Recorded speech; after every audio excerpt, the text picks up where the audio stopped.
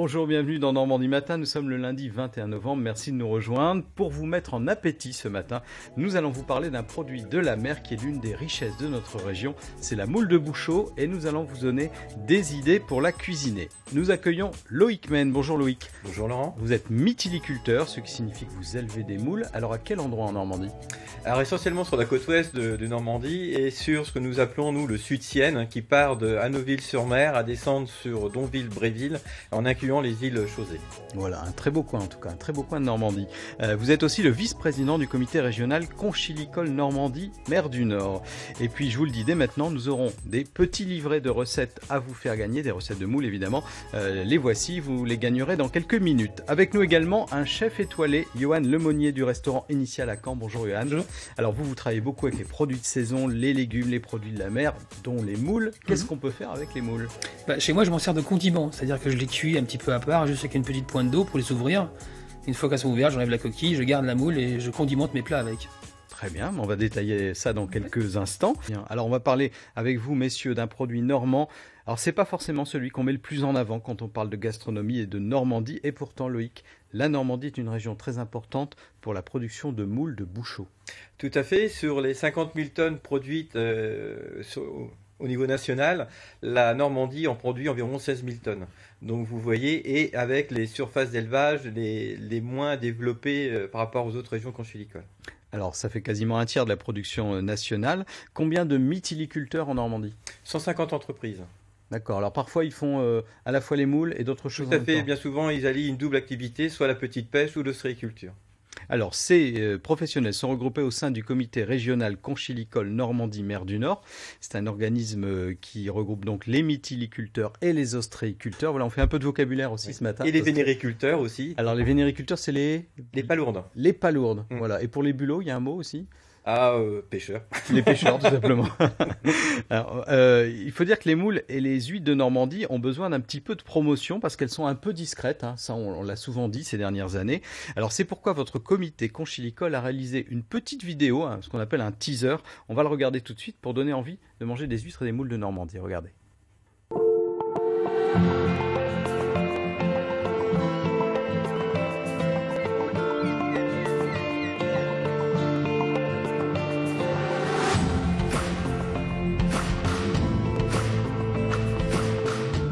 Huîtres et moules de Normandie, littoralement les meilleurs.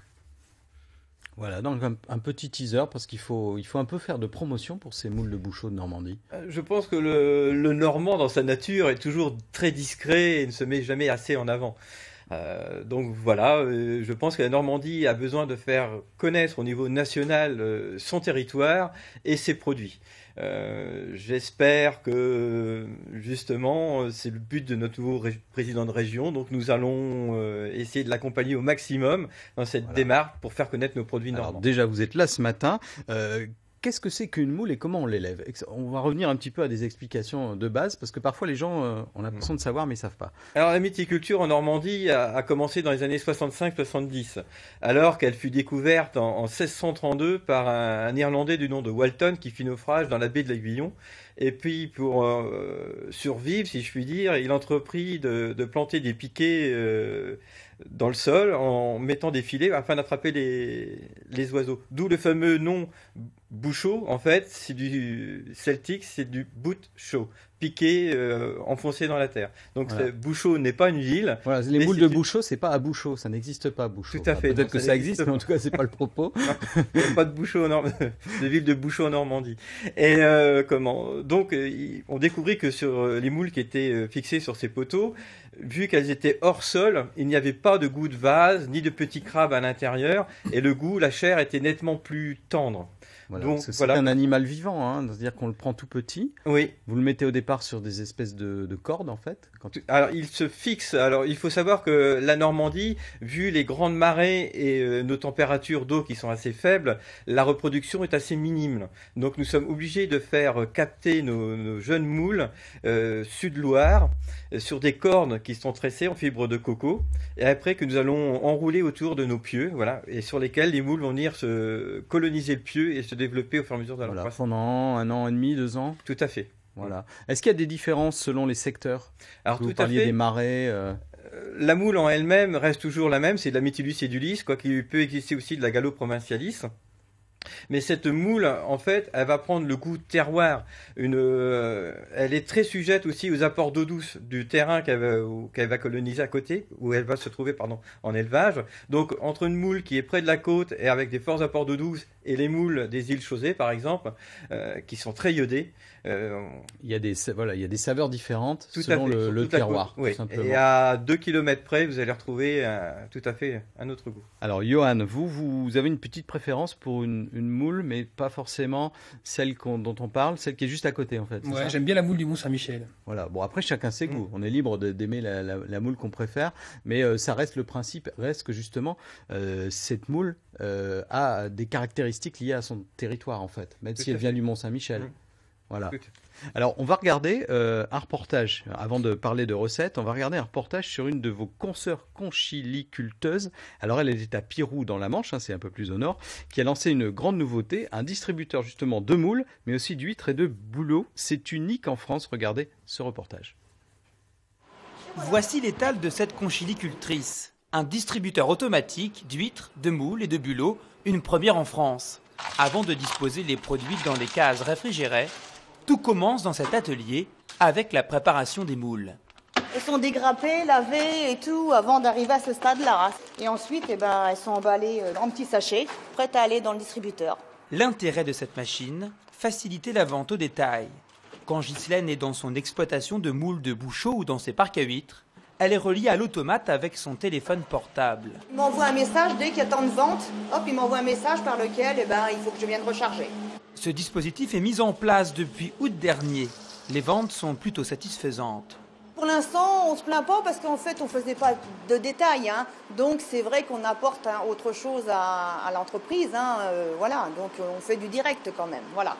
Donc, et puis, on est resté sur nos produits, c'est-à-dire ma production que je mets en avant. À peine 10 heures du matin et déjà ce deuxième client. Originaire d'Auvergne, il souhaite ramener un souvenir gustatif de ses vacances. J'ai passé une petite semaine à Pirou et en partant, on aime bien les huîtres et je vais en ramener un peu à la maison pour la famille. Voilà. Et ce concept ?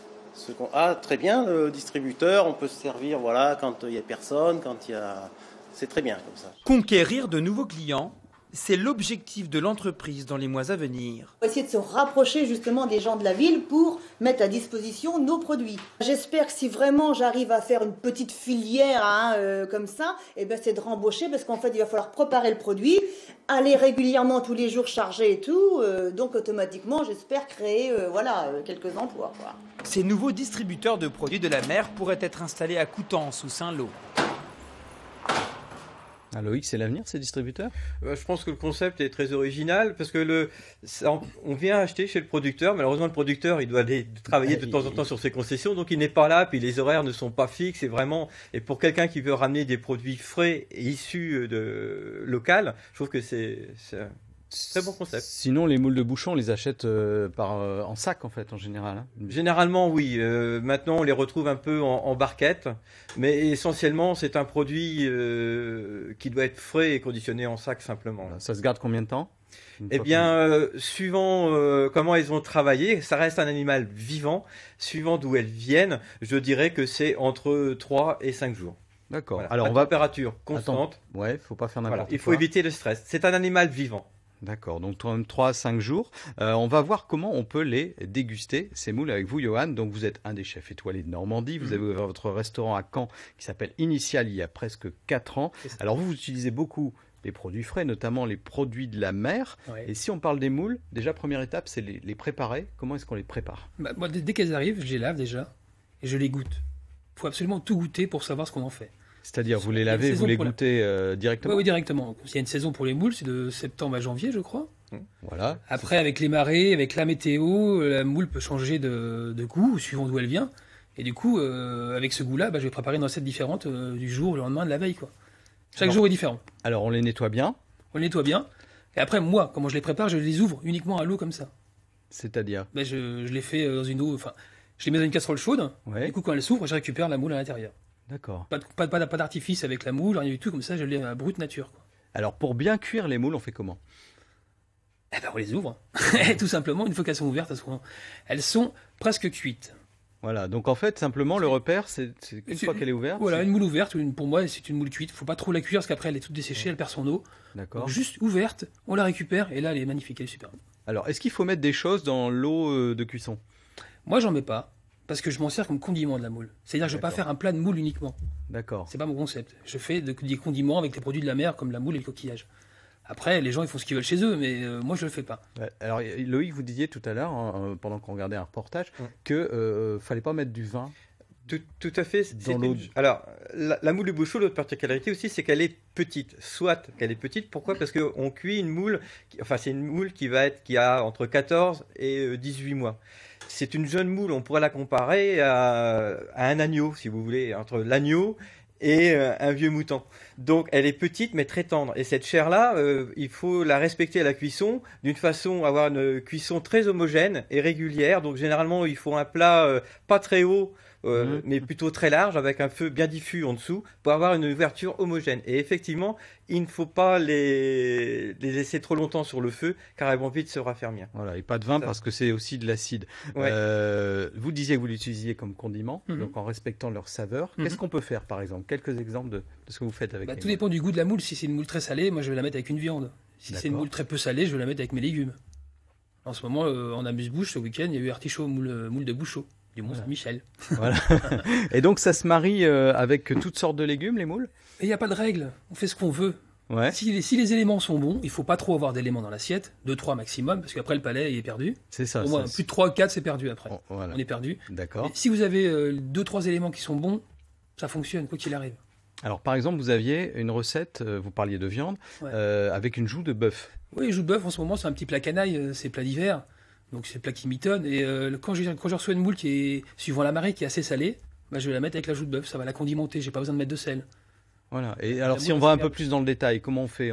À quel moment on met les moules par rapport à la joue de bœuf? Moi c'est toujours pareil, j'ouvre ma moule, qu'elle soit pas trop cuite, et après je la réchauffe mais tout doucement, pour pas qu'elle se dessèche, et je la pose uniquement, il n'y a pas d'artifice, je la pose uniquement sur la joue de bœuf. Il n'y a pas d'artifice à avoir, si le produit est bon... Alors, vous êtes un chef nouvelle génération. On connaît aussi les plats où on a une sauce avec des moules dedans, plein de sauces. Ça, vous faites pas? Je sais pas faire. Vous savez pas faire? Je sais pas faire.